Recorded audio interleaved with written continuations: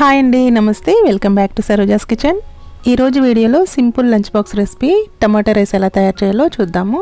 దీన్ని చాలా ఈజీగా చేసుకోవచ్చండి. స్కూల్కి వెళ్ళే పిల్లలకి లంచ్ బాక్స్లోకైనా అలాగే ఆఫీస్కి వెళ్ళే వాళ్ళైనా చాలా ఈజీగా చేసేసుకోవచ్చు. మరి ఇప్పుడు తయారీ విధానాన్ని చూద్దాం. దీనికోసం ముందుగా రైస్ని ఉడికించుకోవాలి. 1 గ్లాస్ రైస్ తీసుకుని దానికి 2 గ్లాసుల వాటర్ని పోసి కుక్కర్లో ఇలా పొడి పొడిగా ఉండేటట్లుగా ఉడికించుకొని పెట్టుకోవాలి.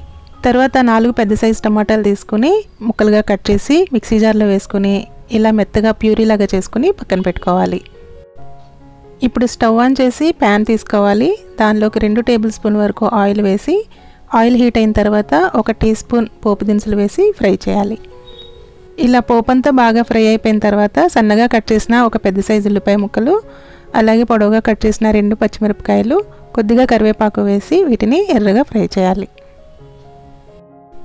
ఉల్లిపాయ బాగా వేగిపోయిన తర్వాత దీనిలోకి 1 స్పూన్ వరకు అల్లం వెల్లుల్లి పేస్ట్ వేసి ఈ అల్లం వెల్లుల్లి పేస్ట్ని కూడా ఇలా బాగా ఫ్రై చేయాలి. అల్లం వెల్లుల్లి పేస్ట్ కూడా ఇలా ఆయిల్లో బాగా ఫ్రై అయిపోయిన తర్వాత మనం ముందుగా గ్రైండ్ చేసుకున్న టమాటో ప్యూరీని వేసేసి ఇలా కలుపుతూ బాగా దగ్గర పడేంత వరకు ఉడికించాలి. టమాటా అంతా ఇలా బాగా దగ్గరగా ఉడికిపోయి అంచులకి ఇలా ఆయిల్ వదులుతున్న టైంలోనే 1/2 టీ స్పూన్ పసుపు, 1 టీ స్పూన్ వరకు ఉప్పు, 1 టీ స్పూన్ వరకు కారం, 1/2 టీ స్పూన్ ధనియాల పొడి, 1/2 టీ స్పూన్ గరం మసాలా వేసి వీటిని ఇలా కొద్దిసేపు ఆయిల్లో ఫ్రై చేయాలి. వీటన్నింటినీ ఇలా కొద్దిసేపు ఫ్రై చేసిన తర్వాత దీనిలోకి మనం ముందుగానే ఉడికించుకున్న అన్నాన్ని వేసేసుకోవాలి. తర్వాత ఇలా మొత్తం బాగా కలుపుకోవాలి. ఈ మసాలాలన్నీ రైస్కి పట్టేటట్లుగా బాగా మిక్స్ చేసుకోవాలి. ఇలా మొత్తం కలిపేసుకున్న తర్వాత దీనిలోకి సన్నగా కట్ చేసుకున్న కొద్దిగా కొత్తిమీరని కూడా వేసేసుకుని మొత్తం బాగా కలుపుకోవాలి.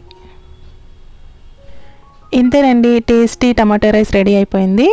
స్కూల్కి లంచ్ బాక్స్ పెట్టాలన్నా ఆఫీస్కి వెళ్ళే వాళ్ళైనా క్షణాల్లో దీన్ని రెడీ చేసేసుకోవచ్చు. చాలా టేస్టీగా ఉంటుంది, చాలా ఈజీగా అయిపోతుంది కూడా. మరి ఈ సింపుల్ రెసిపీ మీకు నచ్చింది అనుకుంటున్నాను. నచ్చితే లైక్ చేయండి, తర్వాత మీ ఫ్రెండ్స్కి ఫ్యామిలీ మెంబర్స్కి షేర్ చేయండి. అలాగే కొత్తగా మన ఛానల్ని చూసే వాళ్ళు ఎవరైనా ఉంటే సబ్స్క్రైబ్ చేసుకోండి. Thank you.